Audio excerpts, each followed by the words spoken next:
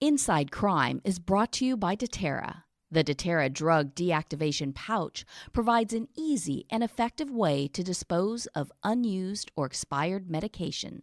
Learn more at deterrasystem.com. Stay safe, stay ready with Deterra.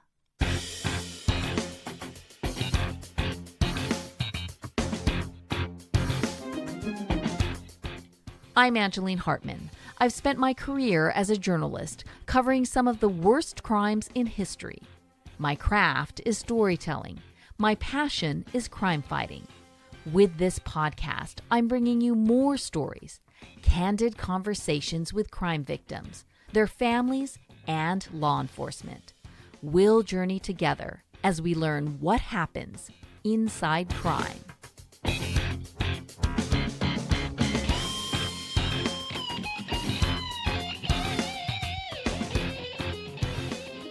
Hi, everyone.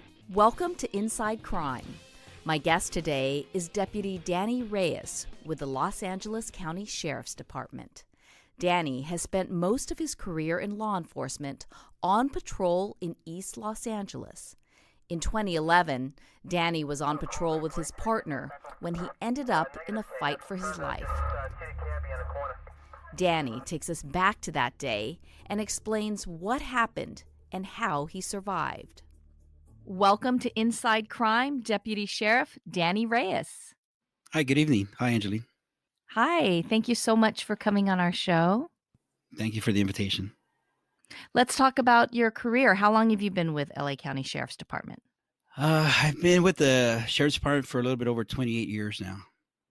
I joined the Sheriff's Department in 1990 after graduating from college, and I worked the jails for 6 years. And after 6 years, in 1996, I went out to patrol. And right now, I'm stationed at East Los Angeles, and I've been there almost 20 years.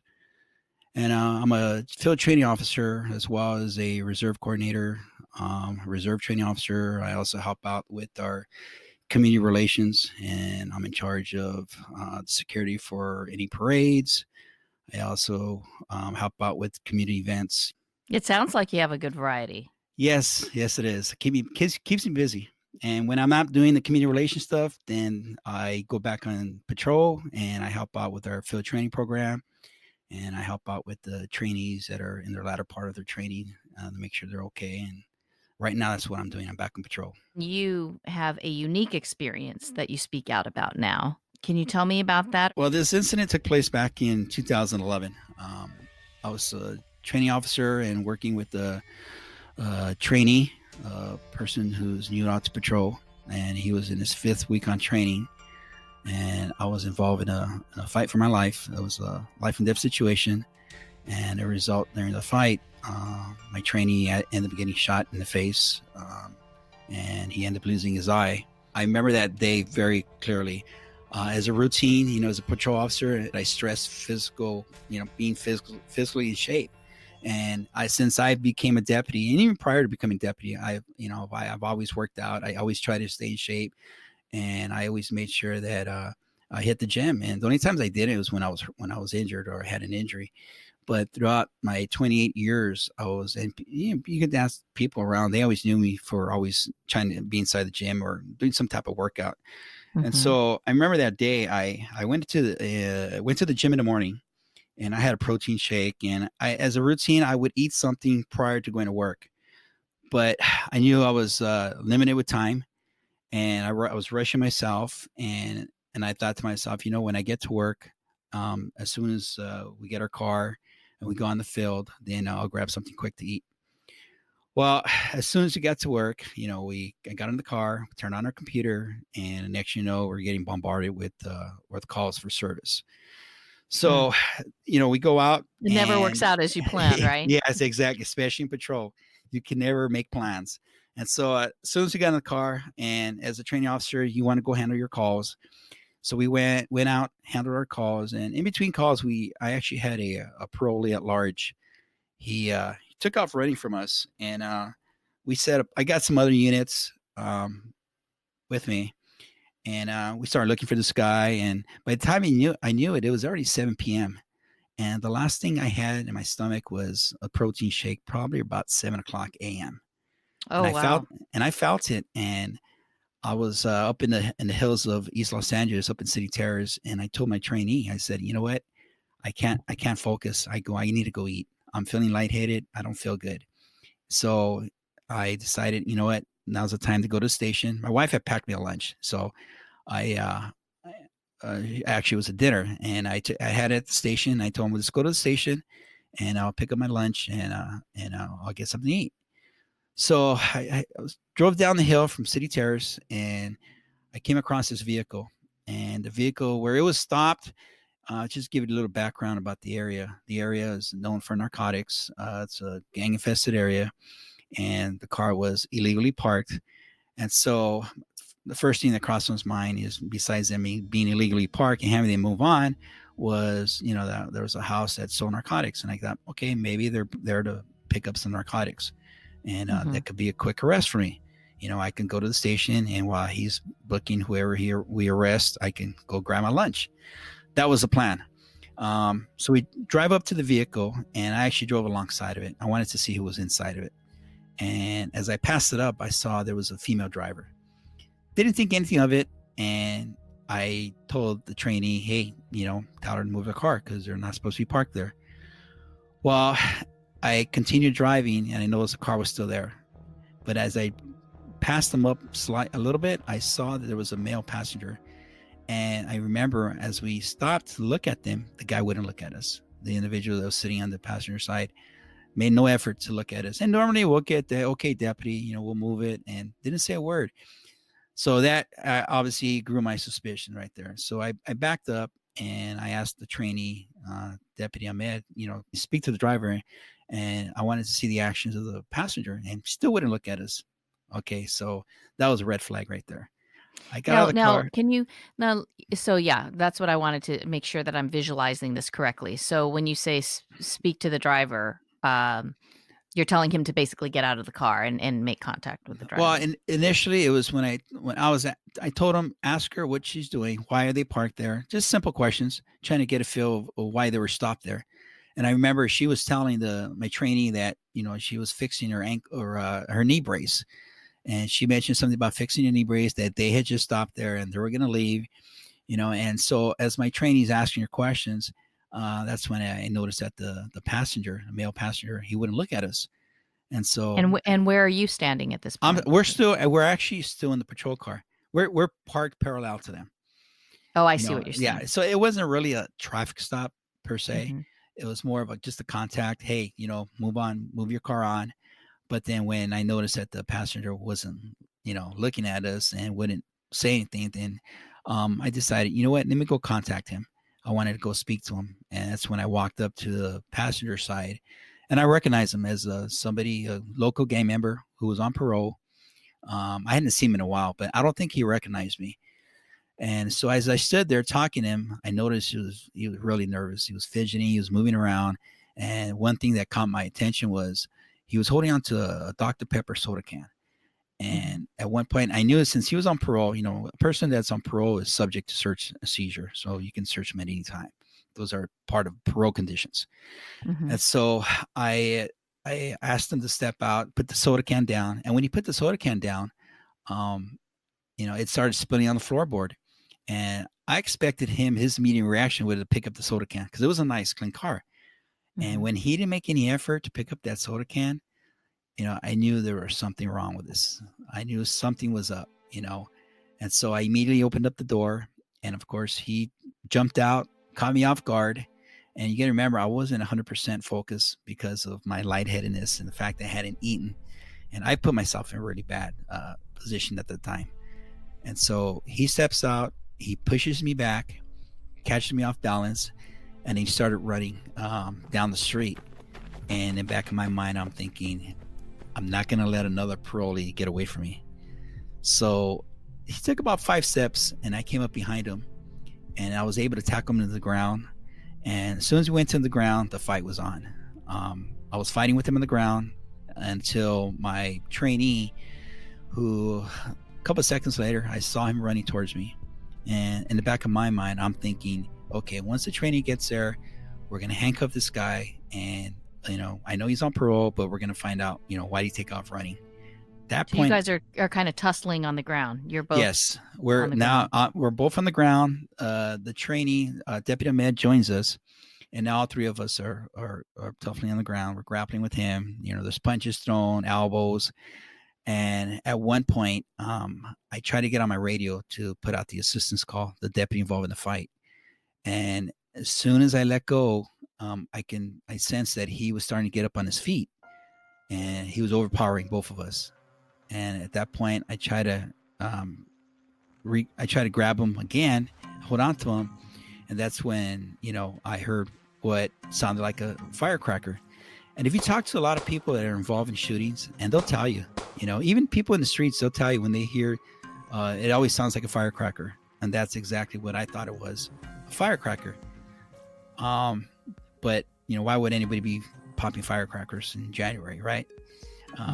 So when I heard that sound, I immediately jumped up to my feet, and I noticed that my partner, Deputy Ahmed, was on the ground. But I was kind of slightly covered. He was slightly covered because the individual, the parolee, he actually was on his feet, but he had his back towards me, and I was literally probably about a foot away. He turns around, and the next thing you know, I'm staring down the barrel of a black handgun. And my immediate reaction was to grab the gun with both hands and try to take it away from this guy. And as soon as I put both hands on that gun, I was tussling over the gun with this guy, and he was relentless. He wasn't letting go. And it was at that point that everything just started going in slow motion. And as I'm looking down the barrel of this gun, and everything's going in slow motion, I thought to myself, this wasn't happening. You always think about these situations, but you never think that you're going to be involved in one. But, that's how you mentally prepare yourself, is by putting yourself in situations. And so as things started slowing down, I kept thinking to myself, this is not happening. This is not real. I even thought at one point, I thought to myself, if I let go of the gun, I'll wake up from this scenario, because I don't like the way this scenario is turning. In all my scenarios, I always win. I always come on top. I always come out alive, and I win. And in this one, I was losing it. And I actually thought about letting go of the gun, thinking, okay, this isn't going on. See, and I remember looking back, and not earlier I mentioned that I was in focus, and I wasn't focused. And I really felt this wasn't happening. I started thinking. And is he saying anything at this point, or you guys? Not a word. Your partner's on the ground, and where's the female? The female is still in the car, and I heard the radio traffic, and you can hear her yelling. She's yelling, no, no, no, but she's still in the car watching the whole thing. She was actually our best witness, and he's not saying a word. It was kind of odd, because this guy did not say one word. And so as I'm holding on to the gun, and I almost felt like giving up, I remember you're weak. You're not at full capacity. Yes, I'm very weak. And then I visualized my family. I saw my kids. I saw my wife. It was as though they were hovering over me, and they were waiting to see what I was going to do. Wow. And the thought of not being there for my family is really got to me, made me angry. Just to share with you a little bit inside of back when I was in the academy, there was a video that they used to, training video that they used to show the recruits. It's called The Will to Survive. It's an officer survival video. And it tells two deputies who were in the Firestone area who were shot. There were, I think it was 5 suspects, and they were basically shot and being beaten alive. And these officers, these deputies, they remember in the academy an instructor standing up there, and they remember that instructor telling them, no matter how hurt you are, no matter how tired you are, you never give up. You never give up. You fight back. Keep fighting. Fight back. Don't give up. And it shows those officers, the deputies, and it shows them remembering what that instructor, the academy instructor, saying, and it also shows them thinking about their families, their wife, their kids. And I think that's what got them angry, and that's what got me angry. The thought of not being there and watching your kids and your family and not watching them grow up. That really made me angry. This is playing in your mind while yes, this is, wow. Yes, it made me angry, and that anger turned to this rage. And I told myself, I'm not going to give up. I'm going to fight back. I'm going to do whatever I have to do to stay alive. And so with that said, I remember, and I resorted back to my training days. I thought to myself, okay, I need to get this barrel pointed away from me, because the barrel at this the whole time was pointed directly at me. And people asked me, well, why didn't he fire the gun? And I think a good reason was the fact that I was holding on to the slide of the gun from retracting back, and he might have been pulling that trigger, but I wasn't letting him get that round in there. Mm-hmm. And so as I'm holding on to that gun, I'm thinking of different ways, so different techniques that I learned in the academy, you know, turning the gun over, getting my finger on that trigger, and start pointing the barrel towards him and firing. But like I said, he was relentless. He wasn't budging. So I got to the point where I decided, you know what, I'm just going to pull as hard as I can and try to take this gun away out of his hands. And I pulled the gun about 180 degrees, and his whole body went with it. Wow. I was able to push him against a fence, a chain link fence, and I had him pinned up against a fence. And as I had him pinned up against a fence, I still had that barrel pointed at me, and I knew that at one point I needed to go get my gun out, and I needed to end this, because I was looking at a couple minutes that we're on the ground and now fighting over the gun. And so, gosh, I'm sure it felt like a lifetime. Oh my gosh, yes, it did.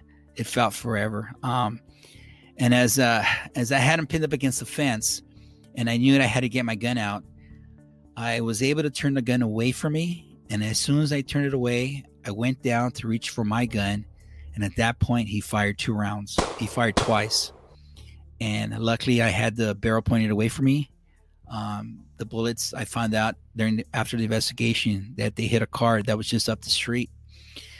And so after he fired that second round, or it was actually simultaneously, I went down for my gun.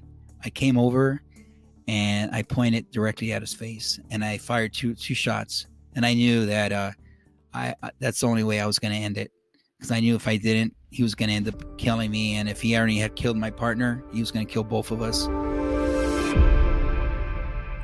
Inside Crime is brought to you by Deterra. The Deterra drug deactivation pouch provides an easy and effective way to get rid of unused or expired medication. The Deterra pouch makes addictive drugs like opioids unusable in minutes. Just place the medication in the pouch and mix with water. Be a part of America's solution to reduce drug abuse. Learn more at deterrasystem.com. Stay safe, stay ready with Deterra. I went down for my gun. I came over and I pointed directly at his face, and I fired two shots. And I knew that that's the only way I was going to end it, because I knew if I didn't, he was going to end up killing me. And if he already had killed my partner, he was going to kill both of us. And so after the second shot, I saw his gun fall to the ground, and I backed up, and I was assessing the situation. I was making sure that the threat was no longer there. And when I looked back, I saw his gun on the ground, and I saw that his slide was back. The top of this gun was back. And I thought to myself, wow, did he run out of bullets? You know, because sometimes these people on the streets, they don't fill up the guns with, you know, the full capacity. They'll throw a couple bullets in there. So in the back of my mind, I thought, okay, he's got no more bullets. And after I shot him, it was kind of strange, because he was wearing a big jacket, and somehow the jacket got caught on the fence. And so after I shot him, he was still standing. He never went down to the ground. And, you know, some people described it like he was standing as though he was a scarecrow. His arms were stuck. His jacket was stuck, and he was still on his feet. And I didn't know where I shot him. I knew I shot him in the face, but his hair, he had long hair and it was in a ponytail, but during the fight, his hair covered his face. So I never got to see exactly where I shot him to afterwards. I looked back and I saw his weapon on the ground, and then I turned around and I noticed he had a second gun. He had two guns on him that night. Oh, wow. The second gun was a revolver, 6-shot revolver. It was stolen out of Phoenix, I believe, Phoenix, Arizona. Yeah, so I knew that the threat was no longer there. So I went to my trainee, Deputy Ahmed, and he said a few words. And I told him, look, you're standing, you're walking, you're talking, you're going to be okay. I'm going to get you some help. So I immediately got on the radio, and I put out all the information that, I needed to put out. And then in the back of my mind, I'm thinking, okay, paramedics are going to show up. The deputy's going to show up. We're good. A couple of seconds go by. I hear nothing on the radio. And I'm thinking to myself, oh my God, what's going on? Nobody's responding. I don't hear no sirens. And I looked down on my radio. The radios that we had were fairly new. So we were all getting kind of adjusted to them. And I noticed that my toggle switch had been moved, and the light and the channels were blinking. And I'm thinking to myself, I'm fumbling, trying to fix my radio. And I said, no, I can't do this. I can't do this. So I ran to my patrol car, and I used my patrol car radio to put out the information. While the information was being put out, somehow there was a miscommunication. The dispatchers, they got the wrong streets put out. And so that took some more minutes for people to respond. So for me, it felt like forever getting help. The deputies were actually a mile away when they were asking, where are they at? Where are they at? And finally, when I realized that the wrong streets were put out over the radio, I had to compose myself because I was still trying to catch my breath. And I put out, you know what? I'm over here at these streets. And then that's when all the deputies started arriving. Everybody was arriving. People from other stations. When something like that happens. Because the call went out as what? Deputy's been shot. Suspect's been shot. And I need... When you hear a deputy's been shot, everybody in the county is going to respond. Yep. I mean, we had, other agencies. We had other stations, not just East LA, but stations all around the county. And, at one point, me being the senior guy out there, they actually came up to me and asked me, hey, what do we do? Do we leave them here, wait for the paramedics? Do we wait for, the ambulance, or do we just take them? Because we have the county USC hospital, which is, literally minutes away. And I said, you know what? I had to recompose myself again and think about it. And I said, well, find out how long, it's going to take for the fire department to get there. If they're not here within 1 minute, use the sergeant's Tahoe and put them in the back seat and transport. And so luckily, right as I said that, the paramedics showed up.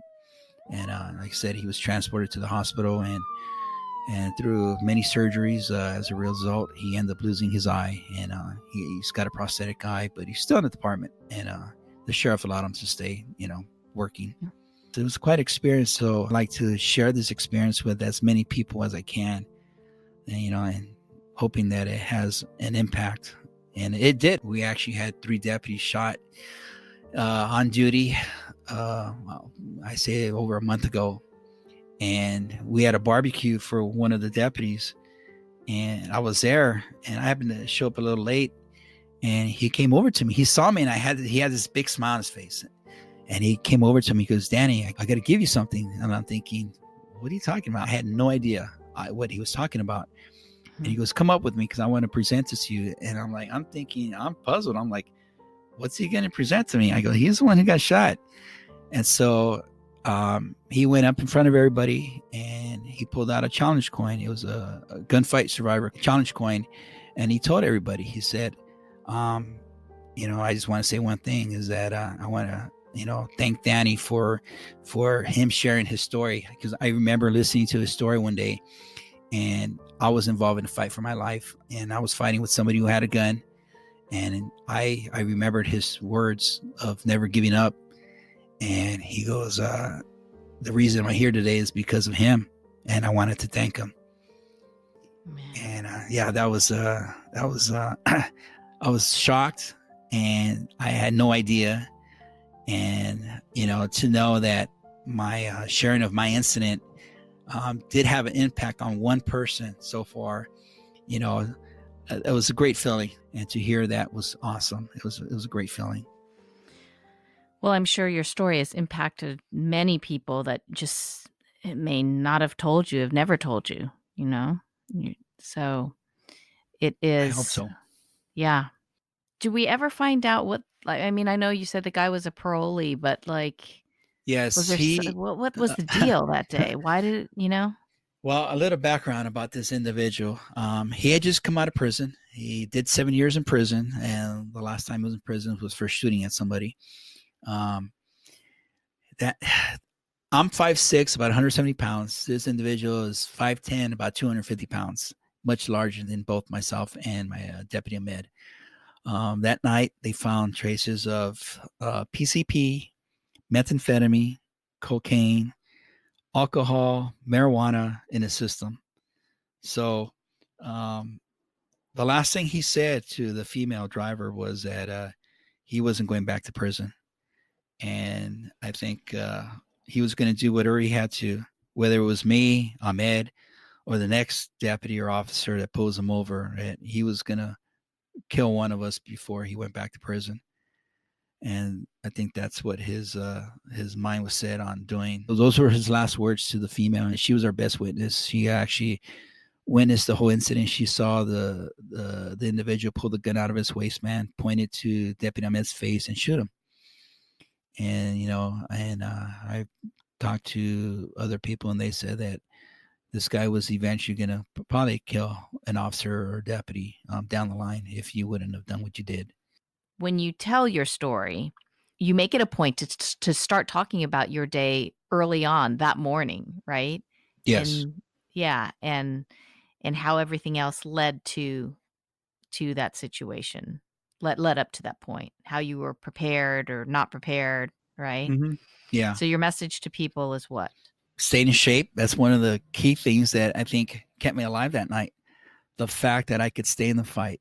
And that goes for anybody and everybody, is that being healthy, being healthy, staying in shape, eating the right stuff, especially for patrol deputies, because you never know when you're going to encounter somebody who's twice your size, who's somebody's on all kinds of drugs, and who's somebody who doesn't want to go to prison, doesn't want to go back. They're going to fight you. And it doesn't matter that you have a gun and a badge. They'll take your life. Now, I'm also a believer in, mind over matter, the will to survive, the will to keep going. I had the fight or flight syndrome, and it worked. And I believe I'm a true testament. I look back and I think back of the situation I was in, the feeling weak, not having any food in my system, this guy being on drugs, being twice my size. I go, I shouldn't have won this fight, but my mind took over. The fact that I was physically fit to stay in the fight. And I think the mental preparation, being mentally prepared for a situation like this, not giving up, going back to resorting to my training days, all of that kicked in. All of that had a big role in my survival that night. I'm alive today because of all that. And that's the main point that I try to get across, is that, all those things put together kept me alive that night. And the fact, my family. I think that was that probably was the most important thing, was the thought of not going home to your family. That's what really put me over the edge. Yeah, it sounds like you got like a certain surge of energy once you like you said, you got enraged thinking about that. Yes, that's what really got me really upset. It's been how many years since this happened? I forget what year you said this 2011. 2011, and I'm still sharing my experience with the academy classes. It is tough at times. There's times looking back, the very first few times sharing with the academy, it was tough. I almost broke down a few times, especially when I start thinking about my family. That's the hardest part. That's the hardest part of just the thought of it could have been a different outcome. And I'm not afraid to share this with people, but in our department, we're asked to go see the psychologist after you're involved in a shooting. It's mandatory. And you have to get cleared to go see them. And then I did go see them, And they recommended I come back, and I agreed to it. So I went a few times, and after a couple months, I said, "Oh, I'm good. I'm okay." And I remember being at home, and my wife, noticing that there was a couple times where I was breaking down, and I didn't know why. And she said, "Maybe you should go back because there's something going on."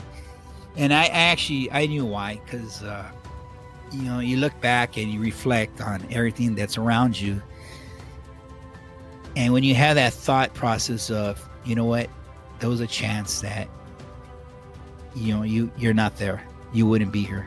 It could have gone a different way. It could have gone a different way. Yes. And I knew I couldn't, there was a hump that I needed to get over that I was stuck at, because I kept thinking about, it could have turned differently. And so I knew that I had to get past that in order to get back to work, get back in a patrol car, and go do what I love doing. So I went back and I spoke to the psychologist, and, we went over the incident, piece by piece. And I think being able to share with her and breaking it down, it finally got me to the point where I stopped thinking about what could have happened, and I start thinking of what did happen. The fact that, Deputy Ahmed is still alive. I'm alive. And that's all that mattered. All these accolades, they don't really mean much to me. The greatest thing was the fact that, my partner's still alive. That was the greatest thing that I could wish for. Because that could have gone a different way. Yes, definitely. Yeah. Yep.